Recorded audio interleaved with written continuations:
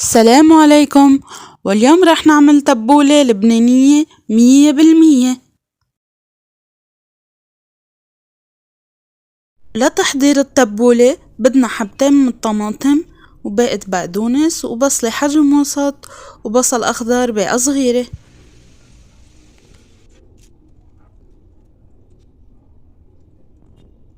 كمان بدنا البرغل الناعم نص كوب وكوب زيت زيتون وليمون حامض. منبلش بفرم البقدونس كتير ناعم، وبعد منا البصل الأخضر كمان منفرمه ناعم.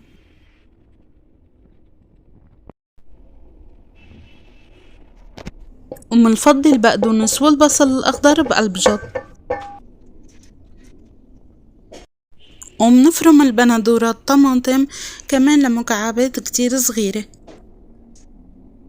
وهون عندي ورق نعناع مغسولين منيح كمان منفرمهم لناعم. والبرغل الناعم غاسلته كتير منيح ومصفيته من المي وبحطه فوق المكونات،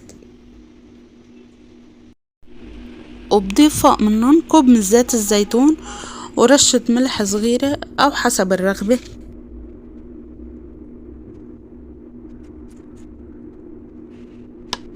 أنا هون عيرت فنجان صغير من الليمون يعني الحامض وبحركن كتير منيح،